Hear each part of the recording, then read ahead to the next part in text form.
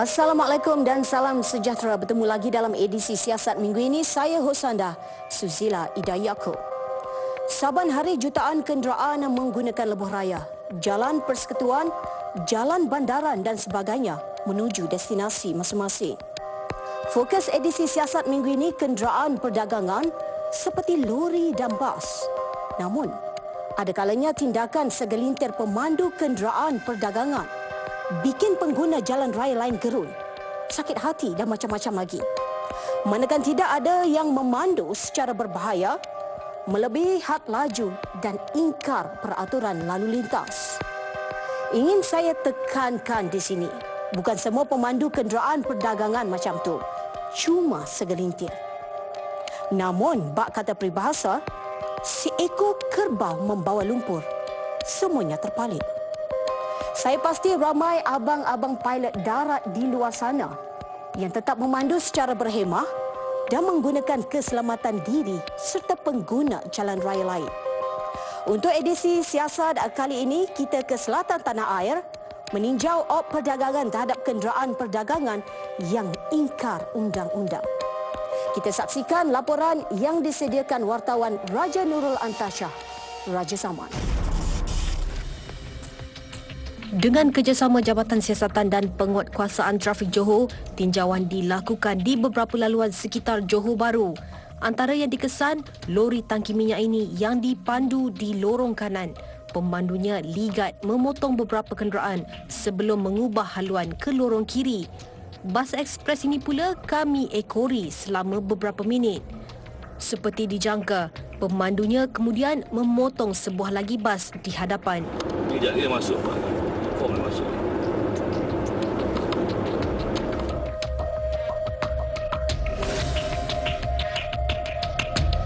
Pemantauan diteruskan di sepanjang laluan sama. Lori ini kemudian dikesan dipandu melebihi had laju yang dibenarkan. 80-90, highway 90, dia tak boleh lebih 90. Ini kita dah settle, dia lebih kurang lah. Berdasarkan pemantauan, beberapa pemandu lori kelihatan memotong kenderaan lain dan ada yang sebaik menyedari kelibat kenderaan pasukan trafik segera mengubah haluan ke kiri jalan.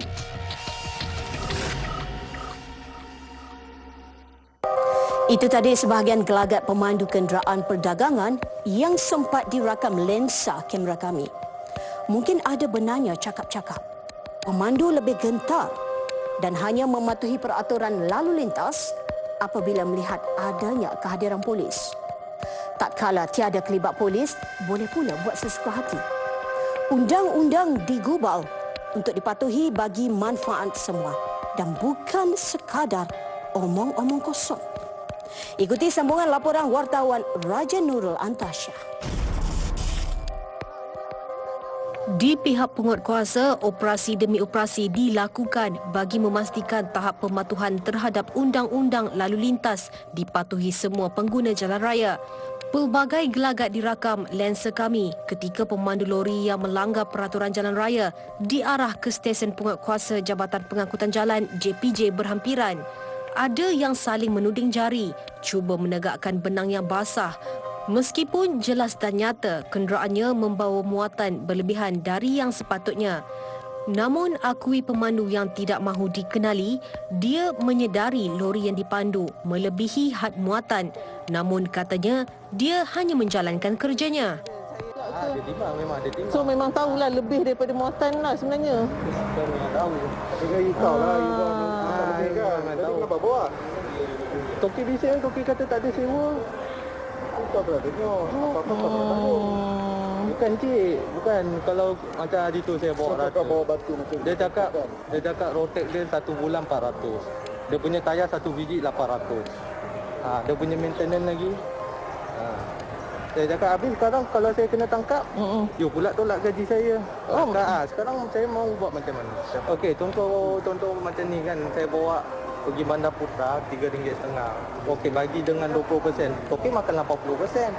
Kita dapat 20 berapa tan kau bawa? 25 tan. Sebenarnya boleh bawa berapa tan? Jantan cakap. Jantan. 29 ada saya boleh bawa. Tak, yang sebenarnya ya, sebenar-benarnya lori yang tak kena saman 14. Lihat pula lori membawa muatan sawit ini. Tayarnya langsung tidak berbunga. Ternyata cukup bahaya jika dipandu ketika hujan ataupun laluan licin. Mudah sahaja berlaku kemalangan. Lebih malang, nyawa pengguna jalan raya lain turut jadi pertaruhan.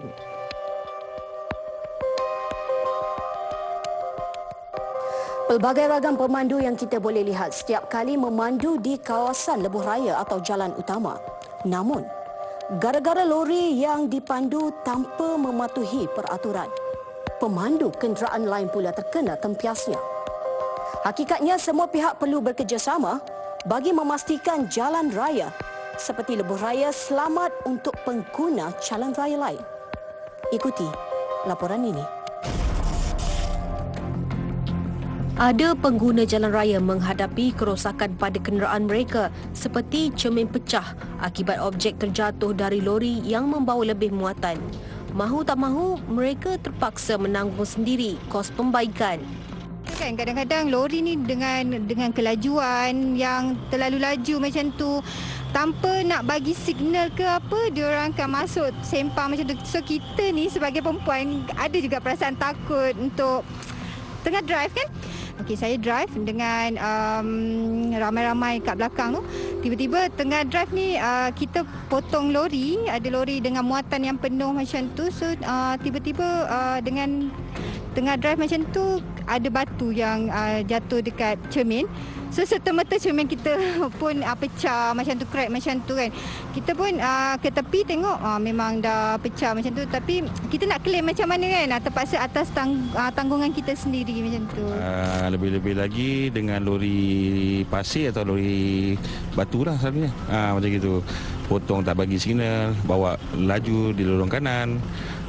Jadi pernah juga saya terkena sendirilah, batu kena kat cermin pecah. Jadi masalah lah benda tu.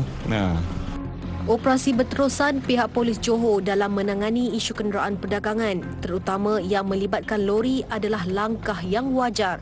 Ia juga sedikit sebanyak mengundang reaksi positif pengguna jalan raya yang lain. Sebagai pengguna jalan raya, sebagai rakyat Malaysia ni, saya rasa selamatlah. Kita sebagai pengguna jalan raya, kita rasa selamat nak menggunakan jalan raya. Dulu kita rasa lori kan mana ada kontrol kan apa-apa. So saya rasa betul-betul selamat menggunakan jalan raya sekarang ni. Sekarang Boris Johor sudah main bagus. Dia sekarang dia operasi banyak. Sekarang pun sudah jadi kurang lah. Ini macam kes. Dia orang memang ada jalan kan ini kerja yang bagus lah.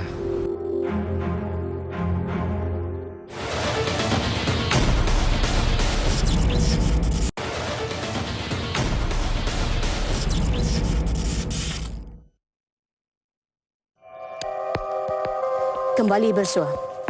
Dalam kesibukan menangani pelbagai kes-kes jenayah di Johor, pastinya isu membabitkan kenderaan perdagangan yang melanggar undang-undang turut mendapat perhatian orang nombor 1 PDRM Johor.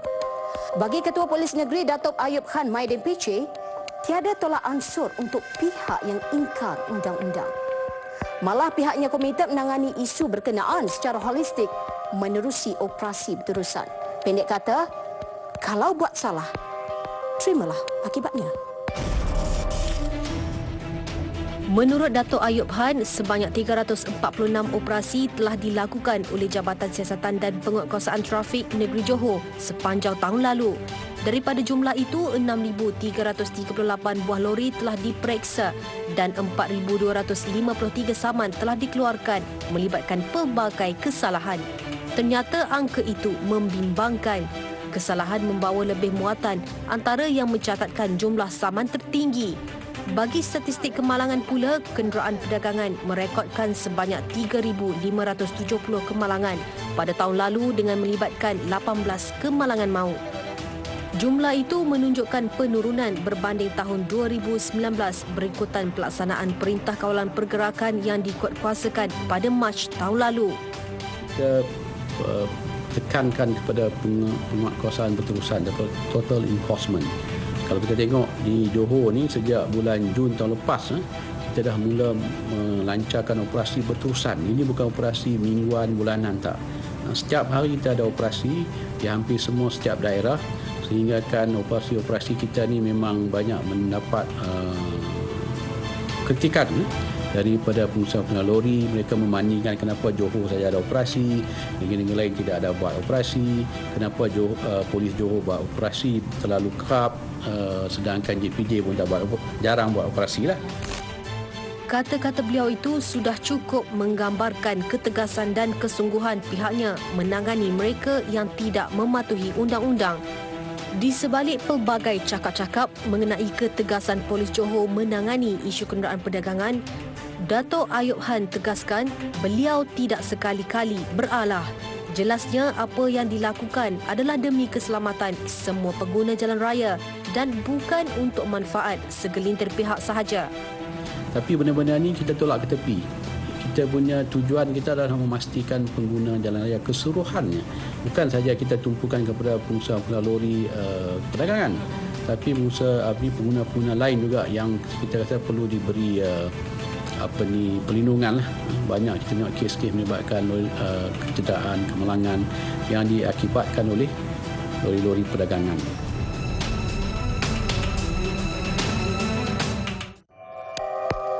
Itu tadi kata-kata tegas Dato' Ayub Han. Apapun, ketegasan beliau ada asasnya.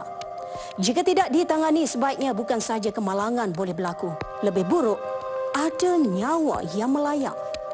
Mana mungkin Dato' Ayub Han boleh duduk diam kalau anak buahnya sendiri turut terdedah kepada ancaman angkara pemandu lori yang agresif dan memandu secara berbahaya.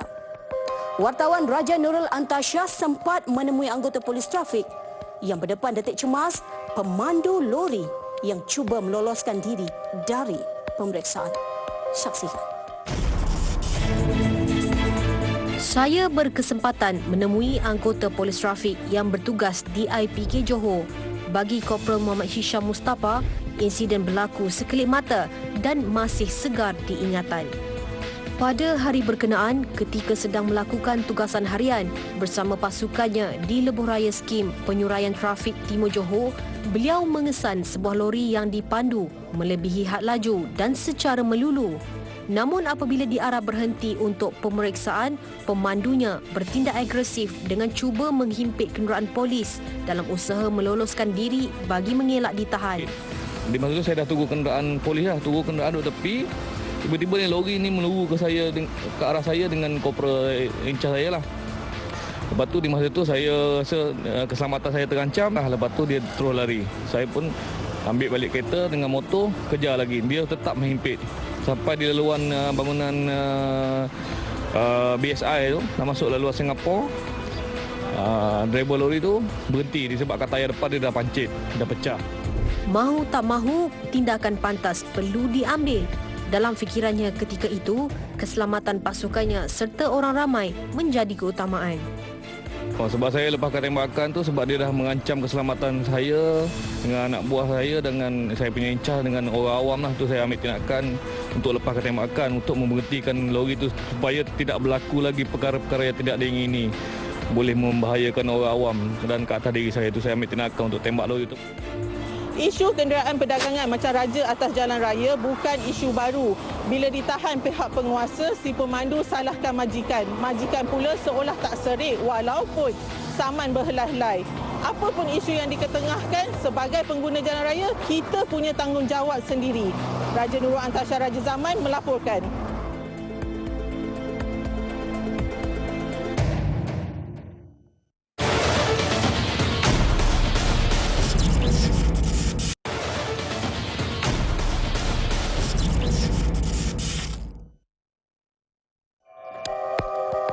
Bertemu kembali. Kami turut mendapatkan pihak Jabatan Pengangkutan Jalan JPJ berhubung isu sama. Menurut Ketua Pengarahnya Datuk Zailani Hashim, berdasarkan perangkaan tahun 2020, antara yang paling banyak direkodkan melibatkan kesalahan lesen vokasional, GDL, lebih muatan dan membawa barangan berbahaya. Saksikan. Jikalau dilihat kepada statistik kesalahan yang melibatkan kenderaan perdagangan di seluruh negara yang mengkhusus kepada lebih muatan, pada tahun 2020 jumlah terkumpul adalah sebanyak 32,970. Ini melibatkan 3 cabang perundangan utama seperti Akta Pengangkutan Jalan, Akta 333/1987, Akta Pengangkutan Awam Darat 2010 dan Akta Lesen Perdagangan Kenderaan Perdagangan 334/1987. Tambahnya, walaupun dalam tempoh Perintah Kawalan Pergerakan PKP, pihak JPJ tetap melaksanakan operasi seperti biasa. Malah dalam sesetengah keadaan, pihaknya juga meningkatkan pemantauan terhadap kenderaan-kenderaan perdagangan yang melakukan kesalahan melanggar prosedur operasi standard SOP yang dikeluarkan Majlis Keselamatan Negara. Kalau tengokkan statistik bermula 16 Januari hingga 6 Februari, sebanyak 57,153 buah kenderaan perdagangan diperiksa dan sebanyak 9,462 telah diambil tindakan berdasarkan pelbagai bentuk kesalahan yang melibatkan ada dalam rekod kita yang melibatkan 7 jenis kesalahan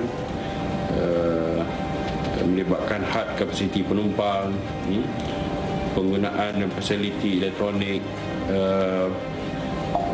pembersihan dan sanitasi.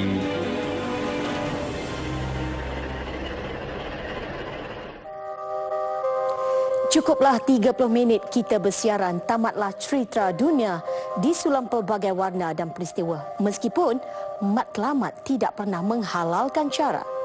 Bagai ulat nangka terhempas ke batu.